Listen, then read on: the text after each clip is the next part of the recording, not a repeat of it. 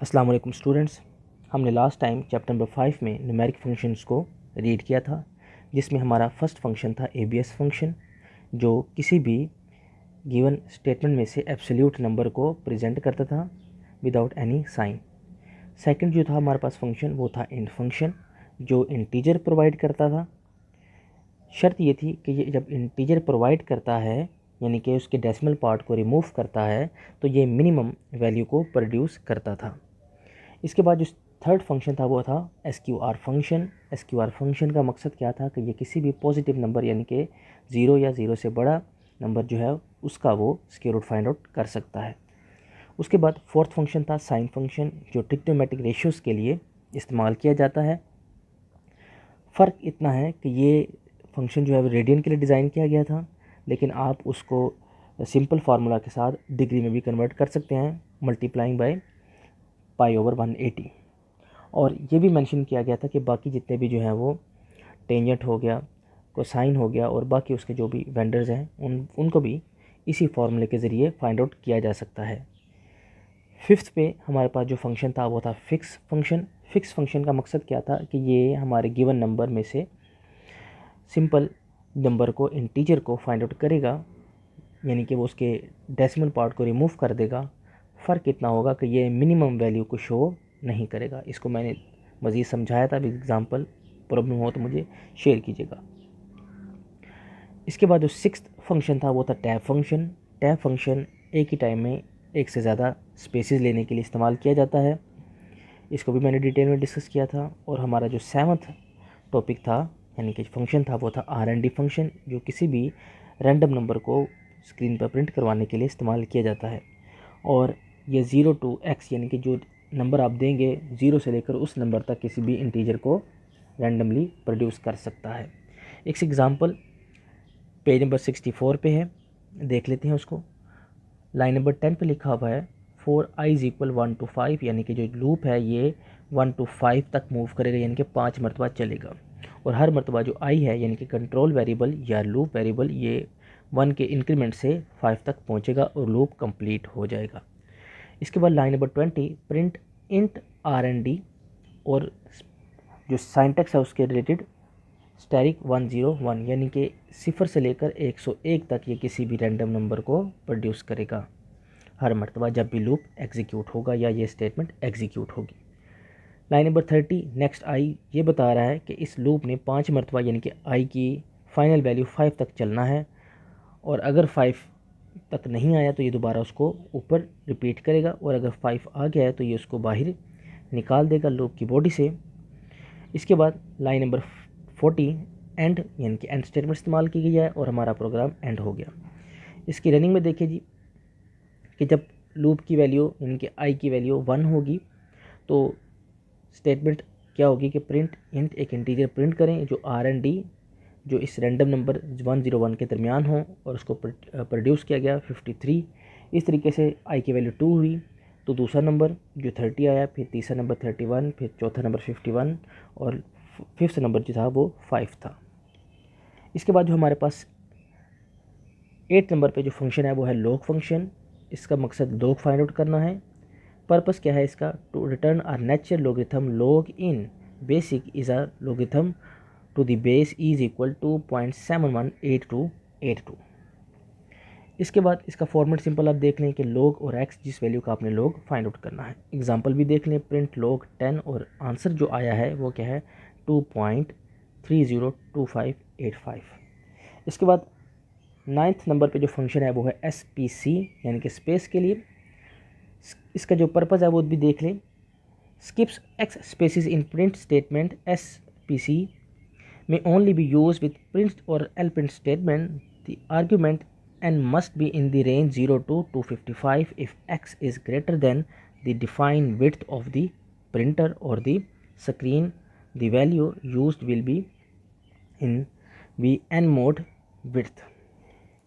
इस सब का क्या मकसद है कि सिंपल स्पेसिस प्रोवाइड करेगा, और इसको यूज़ किया जा सकता है प्रिंट और एल प्रिंट स्टेटमेंट के साथ भी, और इसकी जो आर्ग्यूमेंट होंगे, इनके जितने आप स्पेस ले सकते हैं, मैंने आपको बताया था आर्ग्यूमेंट क्या होगा, यानी कि उस फंक्शन को जो आप वैल्यू प्रोवाइड करेंगे, यानी कि कितनी इस वक्त जो फंक्शन को वैल्यू प्रोवाइड की जाएगी वो SPC यानी कि स्पेस की सूरत में होगी, यानी कि जो स्पेसिस हम ले सकते हैं वो कितनी होंगी 0 to 255।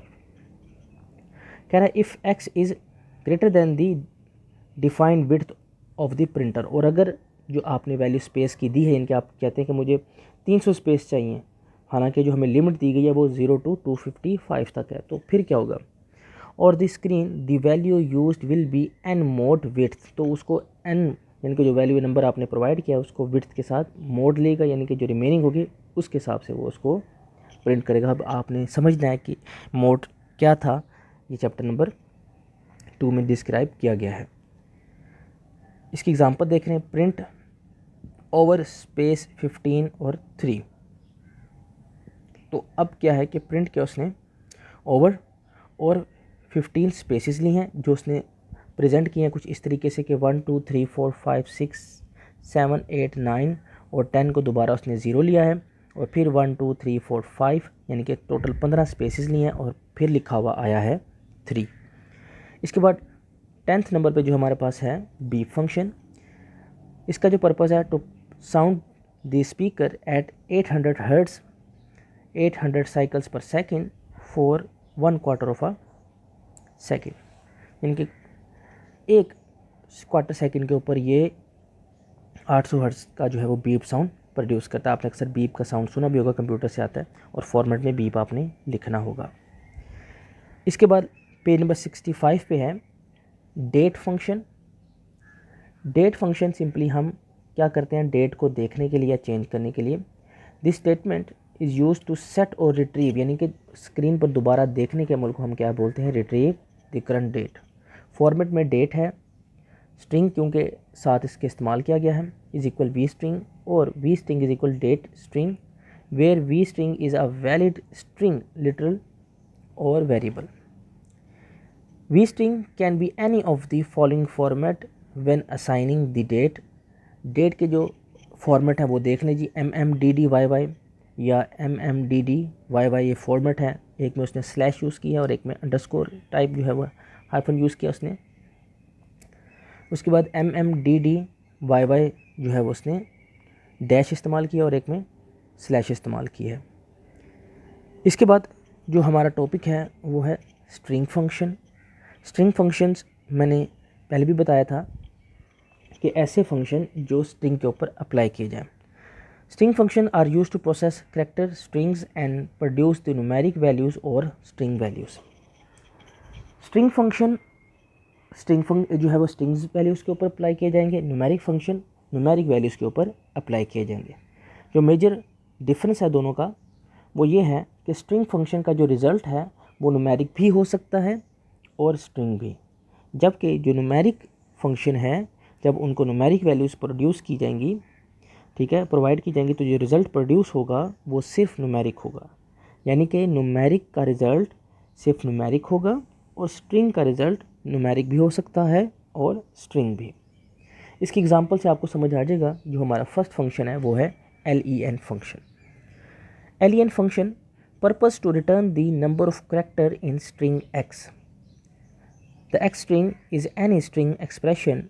Non-printing characters and blanks are counted in the number of characters. इसमें क्या है कि उसने ये बताया हमें कि ये किसी भी स्ट्रिंग जो उसको प्रोवाइड की जाएगी, एक फिक्रा एक सतर, उसकी जो लेंथ है उसको प्रोड्यूस करेगा, उसके नंबर ऑफ जो लेंथ है यानी कि कितनी उसकी तादाद है कैरेक्टर्स की वो बताएगा।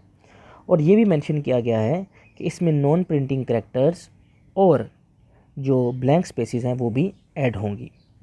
फॉर्मेट में देख लीजिए len और स्ट्रिंग x है। एग्जांपल इसकी आसान से हम देख लेते हैं। लाइन नंबर 10 है, ए स्ट्रिंग है हमारे पास पाकिस्तान, जो स्ट्रिंग होगी वो हमेशा डबल कोटेशन मार्क्स में यूज़ की जाएगी। फिर उसने 20 पे प्रिंट क्या किया है कि प्रिंट len ए स्ट्रिंग, यानी कि ए स्ट्रिंग की जो len है इनके लेंथ है उसको प्रिंट किया गया है। और आंसर में जो हमारे पास रिज़ल्ट आया है वो है 8, यानी कि इसने एक स्ट्रिंग फंक्शन पास की, एक्सेप्ट की, और जो उसका आंसर आया है, यानी कि जो उसकी टोटल लेंथ है पाकिस्तान में कितने कैरेक्टर हैं वो हैं 8, और ये आंसर 8 आया है। और यहाँ पे भी आपको इसकी डेफिनेशन क्लियर हो गई होगी कि स्ट्रिंग फंक्शन स्ट्रिंग के ऊपर एप्लीकेबल होते हुए भी आंसर जो है वो इंटीजर या न्यूमेरिक प्रोवाइड कर सकता है। इसके बाद जो हमारे पास सेकंड फंक्शन है वो है वैल फंक्शन। वैल फंक्शन का मकसद है to return the numeric value of a string x. The val function also strips leading blanks, tabs and line feeds from the arguments.